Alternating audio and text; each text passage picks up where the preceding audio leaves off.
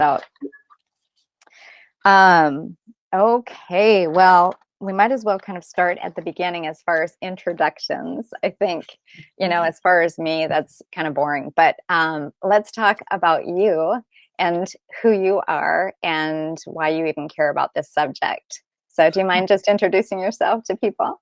Sure. My name's Joelle Carter. I'm a human on this planet, number one. That's why I care. I'm also an actress, producer. I modeled in my younger years. I'm a mother, not only of a beautiful 12-year-old girl, but also a puppy and a kitty cat. Um, and I like to think I'm an environmentalist. Um, I'm also do a lot of frequency work, which is energy work. And for me, what brings me back, circles back around to why I'm here and everything is I feel like we're all made up of energy and frequency, and we all kind of connect in that way, trees, ocean, animals, people, and what we do to the planet and for the planet and for ourselves, we do for creatures all over the place. And yeah, that's kind of who I am in a nutshell. I live in Los Angeles, California right now. Thank you so much for sharing that and caring and understanding that we're all interconnected. It's kind of like, when you stub your toe, it kind of rings throughout your body. And I know when I started this initiative, Recycle Across America, and the standardized labels, to me, I don't think when I really got involved, I really fully understood the impact of recycling. I think I liked the idea in theory. Mhm. Put something in the bin, hopefully it can be used again. If we can put paper in the bin or cardboard and it can be reused, maybe that saves a tree from needing to come down. Um, but it was pretty one dimensional when I started this mission, and I learned quickly how incredibly powerful it is on so many levels, not just on resource depletion, and now kind of looking at it deeper into climate change, the impact on that, but the waste to oceans crisis. So talking about that frequency and kind of that interconnectedness, it's amazing how vast the implications are for recycling. I mean, and the benefits if it's done properly. So maybe we can just kind of jump into a couple of questions and touch on a couple of subjects and help people understand why recycling does matter. Why is it so confusing? Why do we all find ourselves arguing at the bin with somebody on what can go in and what can't go in, or even internally wondering? And then what's being done about it? Is it worthy of it for businesses? Should businesses and schools and airports, et cetera, be offering recycling in their facilities? And then in the end, what's the end game? What is the future of recycling? And what can we look into the crystal ball, so to speak, Mhm. and see what things could look like in the future, not just for ourselves, but for our children and for their children and for all the other species that we share this planet with.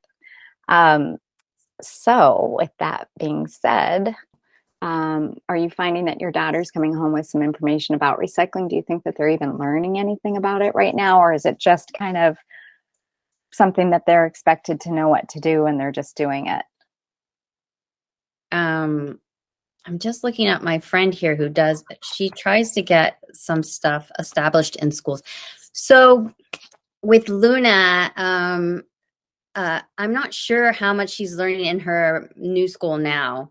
Um, I do know that every once in a while there would be like a class or something shown to them about recycling. Um, we try to implement the littlest things possible, like take a water bottle to school, um, refill it instead of they do offer at her school now, vending machines and things, but we try to implement for her, the importance of reusing, and that helps in some ways. But unfortunately, I'm not quite sure how much her school does do. Um, that's a good. I would like to know more about that. I have a friend who tries she's working with the city to take school recycling elements to different like elementary schools and things like that. But I don't see why the high schools and things like that shouldn't have. They should have it too. Yeah. Well, I think it's interesting because, I think this is true for not just what's happening in school, but just in general. We all think that recycling is just, I mean, we know that there's problems with it right now. That's kind of a new understanding. A lot of people have heard news about China no longer purchasing US recycling. They've heard news about recycling plants starting to close. But even still, a lot of us at our household still have bins outside, that we fill up with recyclables and take out to the curb. And I think life is busy. We all just think we're doing our part and that it's probably working, and it doesn't even need to be talked about anymore. So there's kind of this contradiction. We all think that we're doing it and it's happening and we're happy to do it and wheel out those carts on Tuesday morning.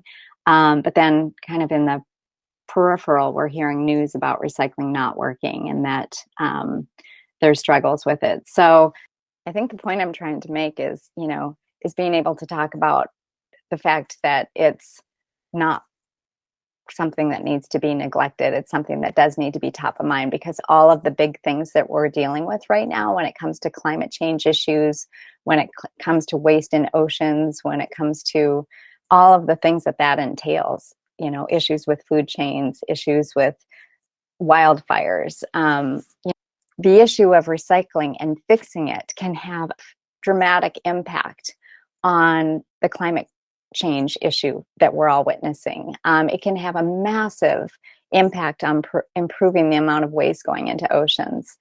And I feel like we all need to recognize some of the things that we already have in place that we all are trying to do can actually start to rapidly address some of these bigger issues that we feel have no solutions. Yes, And every little thing. yeah, every little thing. I think the thing that concerns me the most, though, is that now being in this for 13 years, I used to think that, if we all do our part, we can turn the ship around. And there's so much truth to that. But what I really have come to realize in the last 13 years is if we don't put policy in place to address some of these things, to make it possible for all of us, you, me, and Luna, and our children, and 300 and some million people in the US and beyond, even outside of the US, if we don't put some policy in place to make it possible for us to actually act on our good intentions and do it properly, then we are missing one of the greatest opportunities to start reversing climate change and to start addressing the waste in oceans crisis. You know what? When I first encountered you or met you, and I learned all about the labeling. Luna and I asked your organization for the stickers, and we went to her school and we put the recycling. We asked the teachers if we could put the stickers on different garbage cans for them to help them do that. And I know it's a small school, small, like little step towards helping the bigger picture, but the kids were really excited about it. And Luna even made me put them on our garbage cans in our house. Awesome. I think people get a little overwhelmed, and maybe they don't like the guilt of like, oh, am I doing it wrong? Or maybe if I don't think about it, like you said, it's a bigger thing. But it's like, even in the political situation that we see today, it's like you can make a difference. The collective can make a difference together. If we all are trying to do just a little thing. One of the things that I read about was that our waste is so dirty that it's not helping when we recycle it. So I was like, how can I make my waste cleaner? And I have a friend who says, my garbage never stinks. And I'm like, oh, okay. And because he never puts food product in his different recyclings, and which your company can help people see, what can go in like mixed recycling and what can go in just cardboard paper. And then they're like, what about my pizza box and what that has all the grease and everything? No, that's actually dirty garbage. So that needs to go not in recycling into something else. And for me, I was like, okay, if I just narrow it down to how can I keep this cleaner, Yeah. it's kind of given me like a goal, a determined goal to like have non-stinky garbage. I'm like, I have a neighbor where I live, and he actually rebuilds engines for planes in his day job, but in every other moment of his life, he's gardening his little yard, and he's creating new inbred plants and things like that. But he has big, huge compost bins, so he lets a few of us bring our food waste to him, and I just put it in the freezer in a bucket and let it freeze so it doesn't stink in the house. And then I take it down to Ray's house, and he'll tell you all about what's he doing and his hydroponic, planting and everything else. It's quite interesting. But a lot of neighbors that do it themselves in their backyards. But I feel very proud about like just that little thing is like keeping your garbage cleaner could Yeah. also help a little bit. Absolutely. And, a compost, which is really part of recycling, it's taking something and making another purpose for it, is so, it just seems like such common sense. And it's so brilliant that by the time you start doing it, and you can see what it's doing for your neighbor's garden, it's really hard to ever throw food waste or organics in a trash can again. Because it's like, Yeah. what a waste. Why are we putting it in there when it's nutrient rich? And it definitely can help his garden or other gardens. And that's just the overall concept of why recycling is so important, is how can we take something that we don't need right now, we're all done with, and make it available for a manufacturer or someone else to be able to use it again. And when we better understand kind of the finite natural resource depletion that's happening, whether it's deforestation or whether it's more drilling of fossil fuels or more mining, um, it seems like such an incredible waste to be doing that when we actually have these lightly used materials, whether they're our soda can or soda bottle or our paper or cardboard. When we have those readily available and they're not contaminated with food, they're not contaminated with things that don't belong in the recycling bin. So the more we can do recycling properly, the better, which kind of leads me to the next issue, which is, why doesn't recycling work? Yeah, I do wonder why recycling isn't reaching everybody, why it isn't working, why companies wouldn't want to just implement this into their systems. Yeah. Yeah. It is kind of crazy because recycling has been around for almost 50 years. And it's hard to think of any other industry that's been around for decades and decades and is still fumbling. So you do kind of wonder, all right, if recycling has been around for almost 50 years, why isn't it working still? What's taking so long to get this fixed? What are the barriers for it working? And so one of the things that I also discovered when I started this initiative, Recycle Across America, and introducing society-wide standardized labels for bins, I kind of came into this as Bambi, a little bit like, you know, here's a simple solution. People are confused when they walk up to a recycling bin.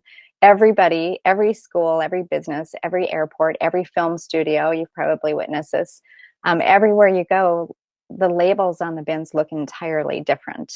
So even if the instructions for what should go in that recycling bin are the same, the bin looks different than the last building you were at. The label looks different.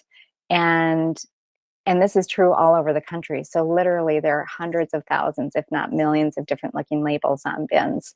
Mm. And even if the rules are the same, the way that the information is presented to us is completely different.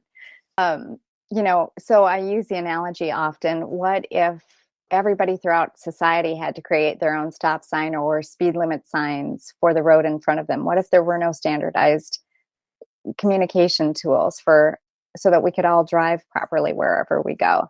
What if every single sign was designed by somebody at that Chaos. intersection? It's too Yes, confusing. complete chaos. So when I first came up with this idea, I had seen from some of my client work that that's exactly what was happening. Every client I had was complaining that their recycling program was not working in their building and in their business. And I had all types of clients all over the country, some large, some small, all different industries. And when we were talking about sustainability, they always wanted to talk about their recycling program first. And they all said the exact same thing to me is, I don't know what we're doing wrong, but we've got these recycling bins, and people keep throwing garbage in them, and people keep throwing good recyclables in the trash can, and we don't know what's wrong. And so I'd look at the bins, and then I'd look at the labels, and I'd ask them, how did you come up with the label? And they would say, oh, well, our office manager designed it, or our sustainability director came up with the idea for that label, or our custodial services. And I kept thinking, God, none of these people are in the recycling industry. Why are they having to come up with their own labeling system for each bin? And and then I started realizing in my own experience, I actually was coming back from a client's office in Chicago, and I was at the Chicago O'Hare Airport, and I was standing there with an orange juice bottle and a newspaper, and I'm standing over the bin, the recycling bin, and I'm thinking, this is that moment. I mean, I even deal with this. I don't know if they should go in the bin together. And by Mm-hmm. the looks of the bin, I can't tell because it's filled with everything, including garbage. And Mm-hmm. I just thought, this is a huge issue. And this man walked up in front of me with a dirty diaper and threw it in the recycling bin. Oh. And he said, it's probably all going to landfill anyway. Oh. So keep in mind, that was like 2007 or 2008. And so at that time, I became obsessed with it, thinking, is there some magic after the bin where it all gets sorted and it's perfect? And is recycling just like running smoothly, even though we're making mistakes at the bin? Or is it a bit of smoke and mirrors? Is it not working and we think it is? And what I learned behind the scenes is that it wasn't working. The whole system is so highly contaminated with garbage that it wasn't working well at all, system wide in the U.S. Um, and then I became a little obsessed even more, thinking back to the original point we were making is, what other industry allows for something not to work well and continues? You Yeah. know, it's not like you get on a plane and say, okay, well, 60% of the flights are either going to crash or land in a different city. And that's just the way that it is, you know? What other industry has this failure issue and yet continues on? And so I became, as I said, a little obsessed with this. And what I learned along the way, and what I've learned more and more in the last 13 years, is that unfortunately, there's so many conflicts of interest in this industry. So the biggest recycling companies in the US are actually bigger landfill companies. So when recycling doesn't work, their landfill revenues go up. And they're able to sell recycling services, Oh. um, and make money on that. But if it's contaminated and we're all confused and don't know how to recycle right, then not only are they making money on selling the recycling service to us, but they're also making money when is rejected and has to go to their landfill. And then there's a fee for bringing it into the landfill. So that was one revelation. And That's so sad. it is. And this is the dark side of recycling. This is this is kind of the base of why I'm saying it really comes down to policy change.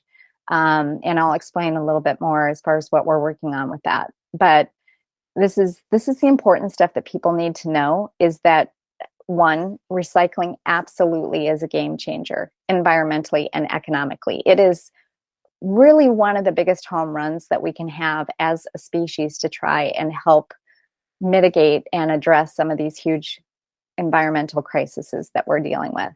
Mm. It's so important, but we have to do it right in order for it to work. So, as individuals, we have to keep our head in the game and keep recycling and doing the best that we can. But as constituents, and people that elect people into office to do the best thing for society, we have to ask the people that we've elected into office to start addressing some of these conflicts of interest. But most importantly, if we don't want to get into the kind of that darkness, we have to ask the elected officials to start implementing simple solutions that help us recycle properly wherever we go. What would those be? Well, that's why I started this 13 years ago. Society-wide standardized labels for recycling bins is basically the same concept as standardized road signs for driving. Right. And originally, there used to be non-standardized signs for roads all over the country. Driving was just starting to become kind of a main form of transportation, and the confusion and chaos that came from all of these different types of signs was being felt. It Because was everyone was making up their own. totally everybody was doing their own thing, and you can kind of imagine going back to conflicts of interest. What if it were the tow truck companies and the auto body shops and the casket makers and the morgues that were the ones that were promoting road safety? Oh. What if they were the ones that were saying, "Oh yeah, make up your own stop sign. That's great. Just be careful." you know, Wait, and so what you're saying is the people who are trying to implement a form of recycling own that business, which is a huge money maker, job maker, but then they also own the landfills. yes, What? yes. Yes, and that is really unfortunate because again, using the analogy of standardized road signs, if if the very industries that were promoting road safety in the US were the industries that were profiting from us all crashing into each other, um, and if there were no standardized road signs, they probably wouldn't want standardized road signs because it would cut into their profits. But from constituents and people who live in the US who are represented by elected officials, we need to ask the elected officials to do what they did with road safety, implement standardized labels for recycling bins. Because if we start to be able to walk up to any bin, even if the rules are the same or different, but the information is presented in a standardized format on the bin, and we know exactly how to recycle properly at each bin, we won't be making mistakes anymore. The recycling won't be contaminated anymore. It will be very inexpensive to process, which means the cost of those commodities, those materials become competitive in price and in quality to that of virgin materials. And so when we all start doing it right wherever we are at scale in the US, and if you can imagine, 70% of households and businesses in the US have the ability to recycle right now, but we're not doing it right because of confusion. But if we have the ability to do it right, it there is nothing else that changes, that improves climate change or the waste in oceans crisis more than that. So, You've yeah, seen that through, I believe, like airports specifically, and some national parks that you've implemented this system into. They said we're going to do it your way, yeah, and what were some of those like? results Yeah, dramatic, yeah, dramatic. So when the standardized labels have been implemented on recycling bins, they have they're just a complete game changer. So the first three national parks that implemented the labels were Yosemite, Denali, and Grand Teton. And all three of those parks ended up increasing their recycling levels. They doubled their recycling. So the amount of recyclables, good, clean, truly recyclable material that were going into those bins doubled wow. when the labels were applied. So they had a recycling program, they had their own labels. But as soon as they took off those labels and put on the standardized labels, their recycling levels doubled. In Denali, their recycling, the contamination level went down to less than 3%. Um, Whereas historically in the country, it's been over 40%. Yeah.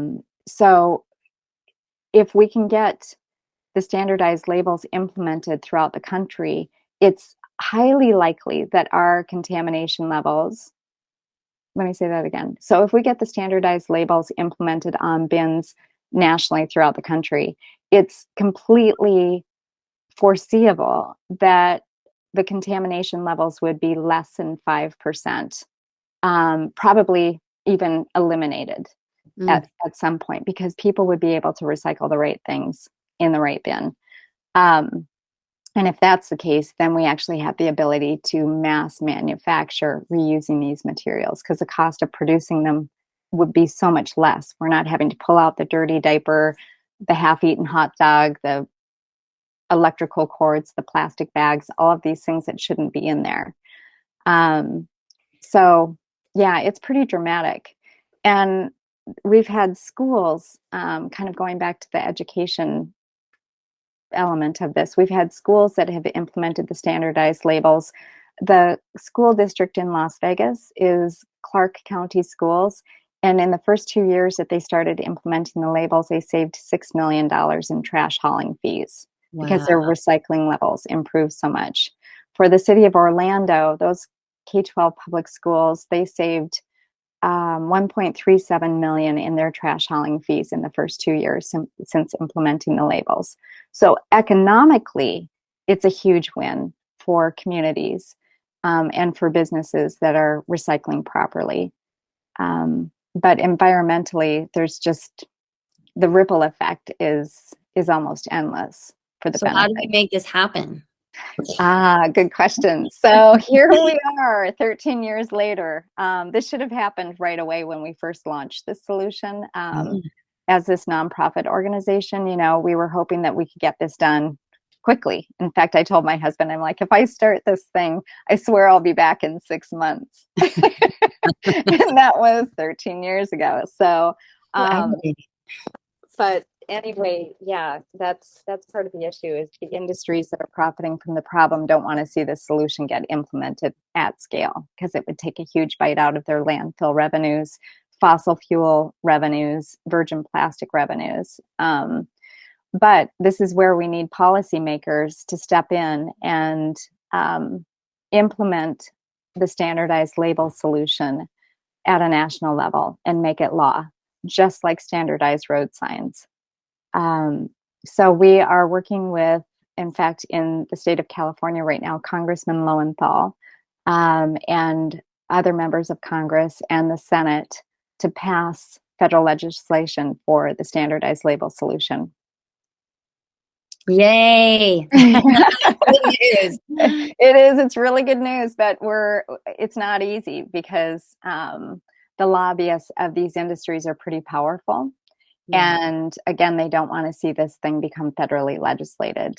Um, So would it help if we convinced other companies, big companies, to like implement this within their family, so to speak, inside their organizations? yeah, definitely. I mean, the more companies that we have that are high profile using the labels, first of all, the more beneficial it is to them and their organization because companies, some of our partners right now are Disney, and in California, all the Kaiser Permanente locations, hospitals, medical clinics have rolled out the standardized labels throughout all their facilities. They're now doing it nationally. Stanford Health, I think the city of Malibu is now using the standardized labels in their government offices. We have 9 million standardized labels in use across the US. But in order for recycling to completely work, we need the federal government to take this over and to implement it and roll it out completely. But the more big brands that are using it and getting behind this and speaking up of why they want this solution to be legislated, the better. Because even if our partners who are using the labels find that their recycling levels have dramatically increased and their contamination has significantly decreased, but up and down the road that their offices are or their buildings are, if that's still not standardized, then that recyclable bin and truck is still getting contaminated, which Oh, in a way undoes the benefit for a lot of companies and yeah. what they're Everyone has to investing get in. on board. It's the only solution. Yes, yes. So that's where we are right now. For companies, I read something about millennials, and 1 in 10 millennial is more because the generations behind us are not going to stand for this, right? They're the ones that have to live through this. But 1 in every 10 millennials would rather work for an employer or employee that supplements some kind of environmental activism.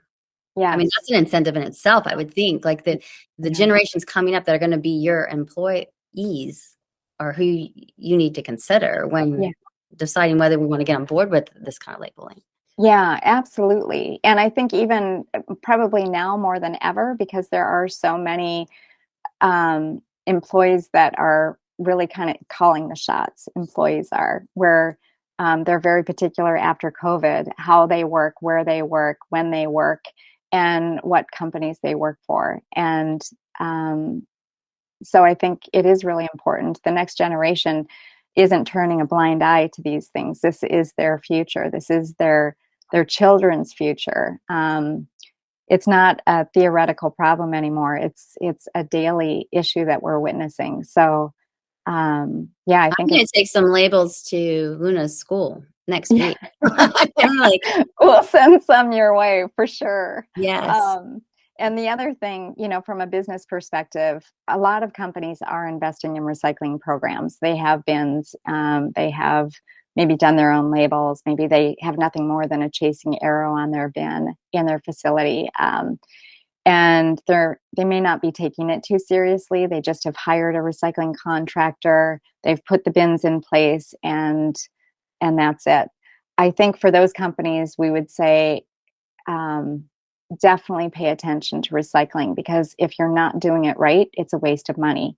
If you're doing it right, it can save you a tremendous amount of money, because so trash hauling has a tax on it, and I think it's as high as like 45% tax, whereas recycling doesn't have any tax. So if you have a building that has, let's say, $1,700 worth of garbage pickup every month.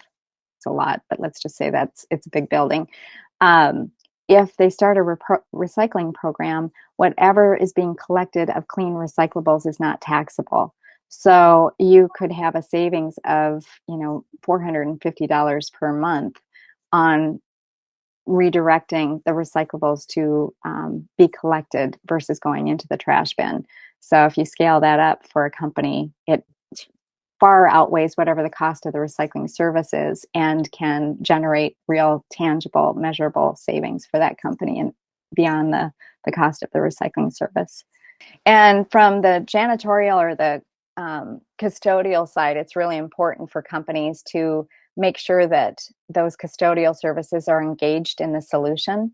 There's a lot of employees that are working late at night. They see the janitor or the custodial service come in, grab the trash, put it in the little dumpster cart that they wheel around the hallways, and then grab the recycling and do the same thing and put it into the trash dumpster that they wheel around the hallways and they take out to the outside dumpster.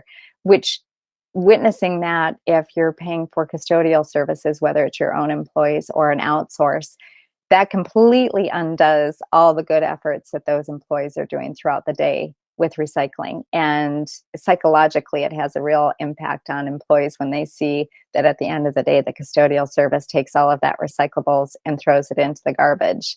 So Mm. it's really important for airports and businesses, property management groups, to really engage the custodial services in the solution of recycling and to make sure that they're handling those materials right. And the standardized labels do help custodial services see that, being part of that movement is essentially telling the custodial services that this is important to the organization. These materials need to be handled properly, whether it's employee engagement, visitor engagement, custodial engagement, and then being able to make sure that they're choosing a good hauler that isn't going to profit from just taking it to the landfill, but choosing good recycling haulers that are dedicated to recycling. And I mean, as you're talking about this, then my brain's just going all over the place. But I'm thinking about parks and how people who enjoy them the most come every weekend and trash them, yes, just trash them. And I'm like, how can we, like, you're thinking about how ways if you can change this, it has to go all the way up the line, of course, yeah, or it's not going to work, right? So I'm like, well, if there are more fines, you know, yes, but it's like then we're punishing people more. So I don't know, like from what I hear you saying is like the more benefits we can show, the people, Yeah, the like better.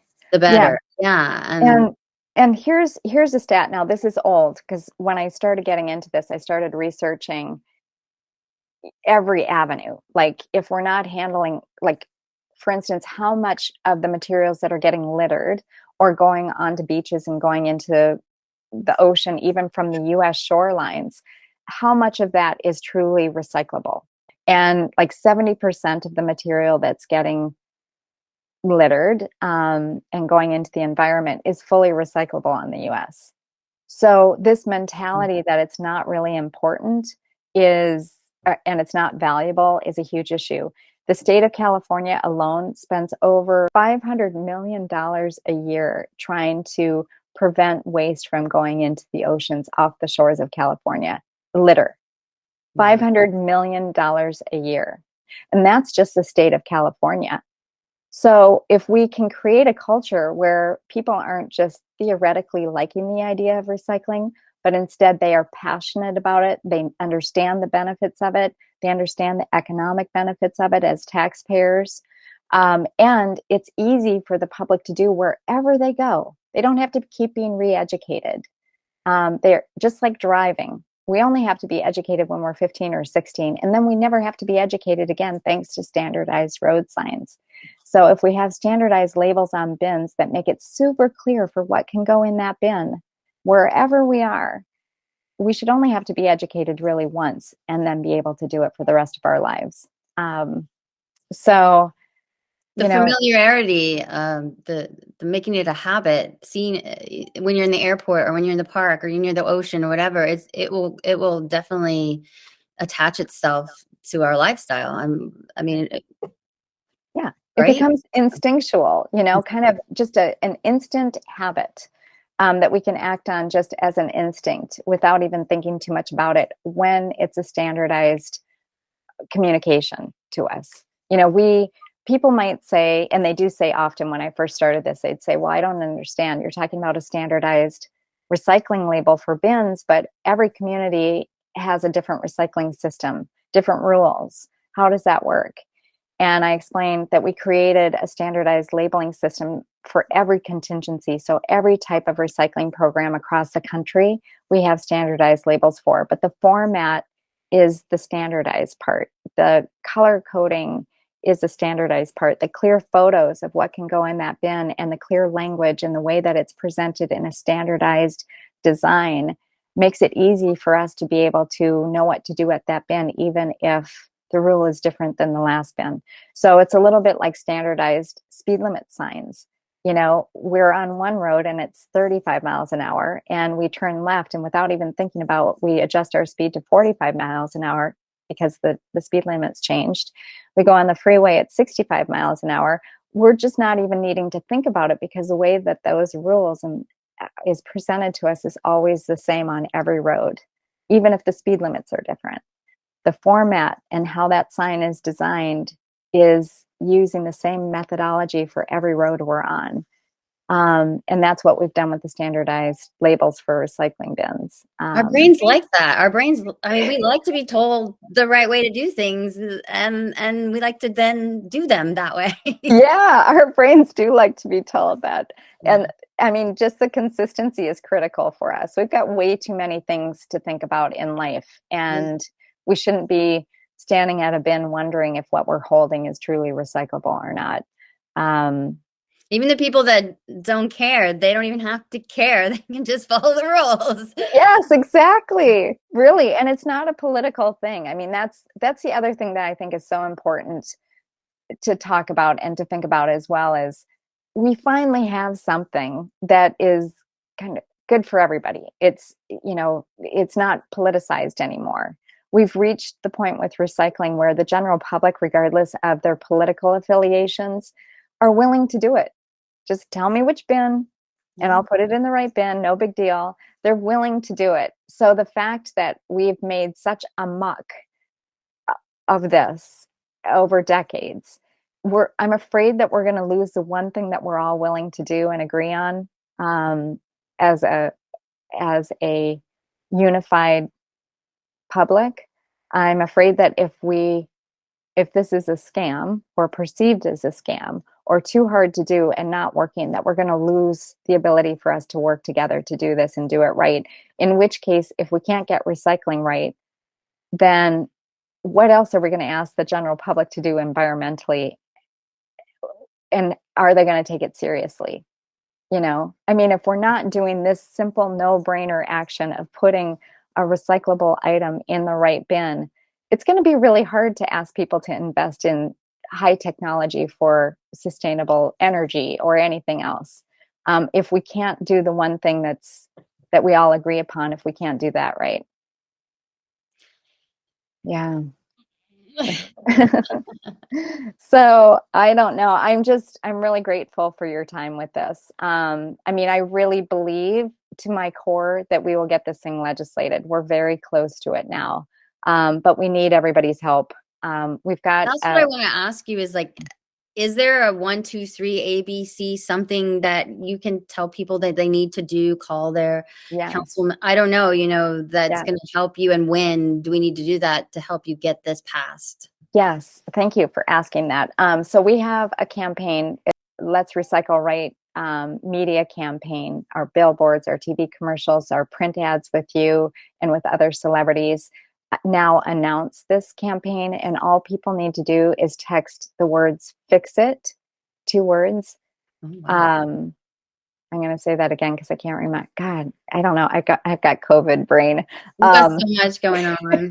You just let So me know when you want me to re-ask you something. I get it now. I get the interview. Before I was so nervous. I was like, I'm gonna have to know something. And then I was like, no, I just have to get her to talk about the thing and then relate them to the normal person out here. And yeah, so yeah.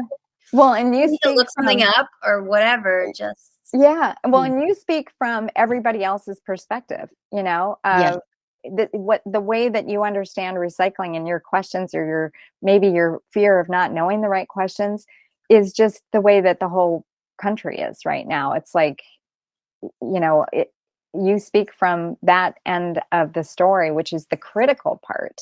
Um, but Just the fact that we can't swim in the oceans without seeing garbage anymore, and yeah, or oil, or in the parks and the trees, you wonder what's going to happen. All the fires and the ocean, the temperature changing, the all the animals, the corals color of the ocean changing. It's like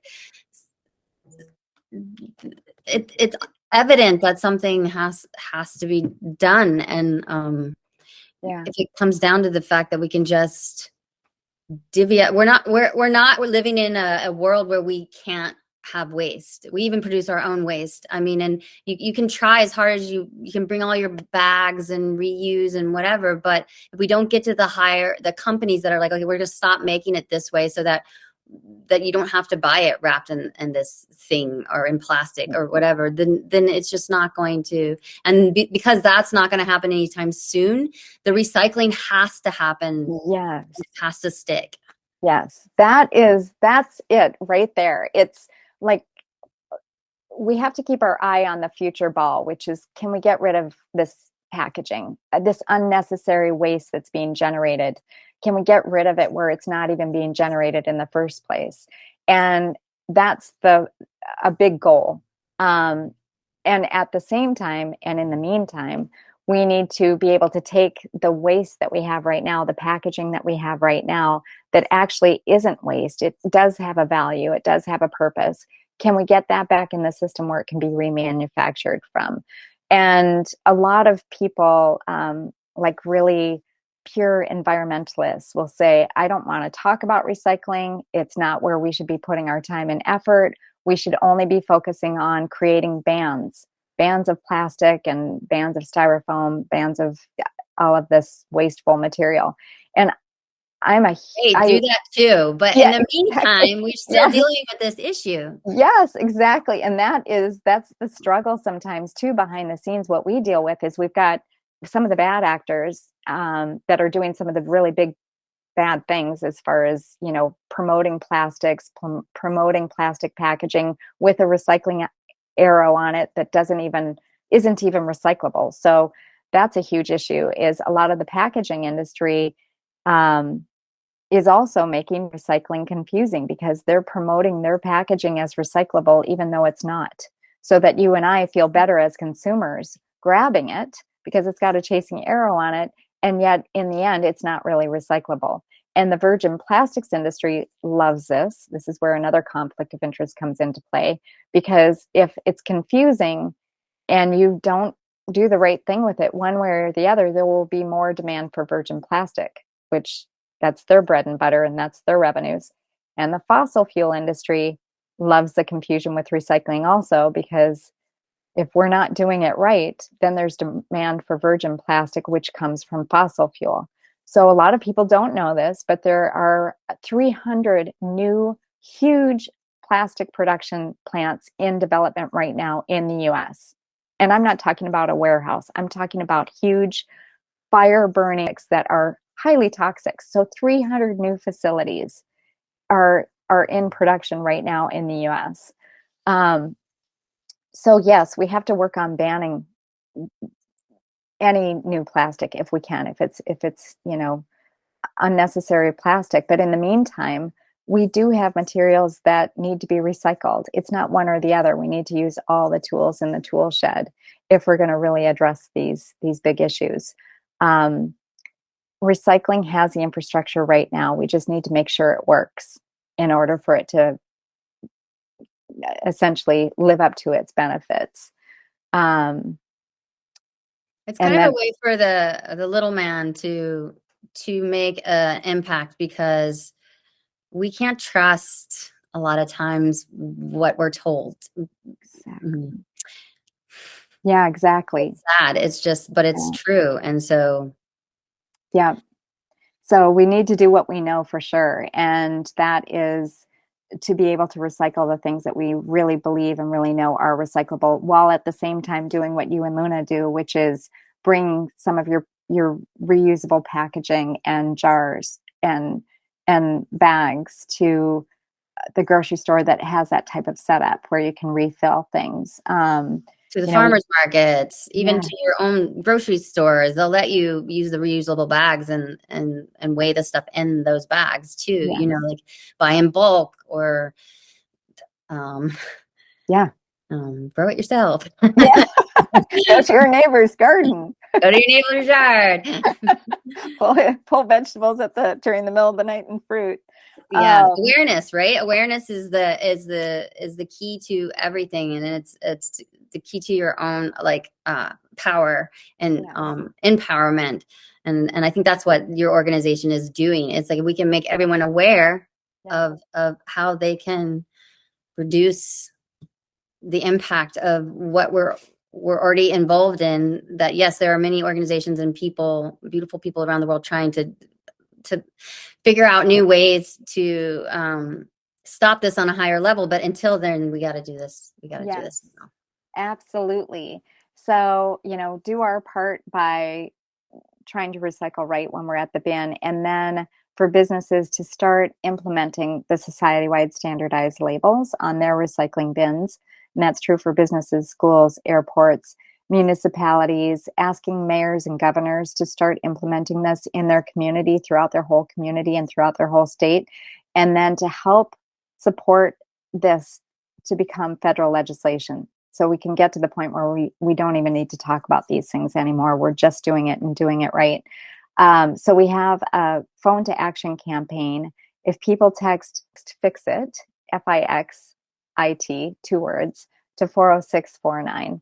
And when you do that, there's an option for like 3 different types of letters that you can have go to your senators, Congress members, governors, that just are very simple, that say the society-wide standardized labels for bins need to be implemented and legislated across the country, across cities, states. It just needs to happen, just like standardized road signs. We need to make it easier for the public to be able to recycle right wherever they are. Okay, well, like, so wait, so slow down for a second and tell me, like, what's the number and what do I do? I go in at Yeah, any time or a certain time? anytime. So on your cell phone, I'm gonna do you it can right now. you can dial 40649, and then in the message part, 40649. 649, and Yep. then in the message part, just type fix it, Fix FIX, and then space IT. Okay. and hit send. And then you'll see a link that allows you to go in and choose one of, I think, 3 different letters. And if you put in your zip code, I think it will list all of the members of Congress for your region. It will list your, yes, So yes, let's fix it. And then I just fill out like the name and the zip code, phone number, whatever. And then I yeah, send that email, this yeah, pre-written email. yeah. Okay. And then it makes it super easy. And you can put it, you can, when you get done, just attach it to your social media, asking your followers to do the same, saying this is so important. You know, we need, this is the #1 solution to fix recycling in the US and globally. We need this to be implemented. Text fix it to 40649 to ask your elected officials to legislate this simple solution. Excellent. That's easy. I just did it. So everyone else can do Cool. Yeah, it only takes a few seconds. It's great. It does make a difference. I mean, people might think that all of these petitions and things don't really do much. They do. They can help people like me and our nonprofit organization get solutions over the finish line. How does it help? Because it's making the politicians more aware of what the mass Wants. want. Yeah. Yeah. It makes them aware of the solution in the first place. But it also makes them aware that this is their voters. These issues matter to them. Elected officials need to be reminded that they represent the people, not these industry groups. And far too often they're taking money from the industry groups and then preventing solutions like this or preventing some other things from happening that are pro people and pro environment. So, yeah, so these campaigns are really critical. It gives people a voice um, at a That's critical what we mass. want. We want our voices and we want them to be heard. Yes, indeed. And so, right now, members of Congress are putting together a letter for the administrator of the EPA, the top person with the EPA, to begin implementing the standardized labels nationally as part of the national recycling strategy. And so that letter is getting signed by members of Congress. It'll be done by the end of the day this Friday. And then the letter will go to the head of the EPA on Monday or Tuesday of next week. And we'll have a copy of that letter and we'll start using it in the media to say this solution needs to be implemented by the EPA.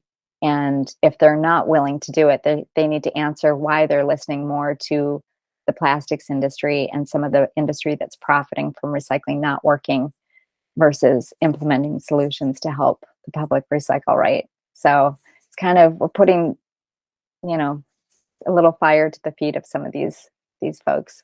And in Luna's, adulthood, you will be able to say, I was a huge component. You, Joelle, were a huge component in making that happen because you have been amazing. I mean, you really made a difference with the Atlanta airport implementing the labels. I don't know if I ever shared that with you, Oh no. but they're the largest airport in the world. Most people coming through it, and they implemented the labels throughout the whole airport after we shared that video of yours that went to the airport commission. Yeah. And I know, and Orlando International Airport, Minneapolis Airport. I mean, That's amazing. Go, there's nine, lady, go. yeah, there's 9,000 K-12 schools and universities throughout the U.S. using the labels. Kaiser Permanente is one of the largest employers in the state of California. They're a huge partner of ours. Disney is using it throughout all of their Disney studios, all their employee areas for Disney, and Comcast, Universal. Yeah, it's kind of MIT is using the labels, rolling it out throughout MIT. I gotta figure out how I can get it implemented into the production business more here on like CBS, Yeah, NBC. yeah. NBC is using them throughout their studios. Oh yeah. Yeah, CBS isn't yet. But then there's a company called, I think they're called Earth Angels. I'll have to find out. But they are a greening company for production for film, like Madam Secretary throughout their film or their production site. The labels were used. They ended up getting the most green production award for That's whatever network they were amazing. on. Yeah. So, and some of the Marvel studios in Atlanta. They've Good. been using the labels. So it's, I mean, oddly enough, it's quite a bit in your industry. But we need it federally legislated and just be done. I need to Yeah. be done. I told my husband I was going to be done with this 12 and a half years ago. Silly me. You need to retire, lady. Let's make this happen. Get Yeah, out there and text I people. know. What number Text again? 40649. I'm going to ask you to tell me what to text. Um, Ah, uh, are you ready? okay. Yes. So if people could text Fix It, FIXIT, to 40649 to ask their elected officials to implement the society wide standardized labels for recycling bins, it is absolutely the number one solution to fix recycling in the US and globally. We just need people to text that ASAP to their elected officials by the end of the week. Yes. Yay. Okay. Tell them who you are.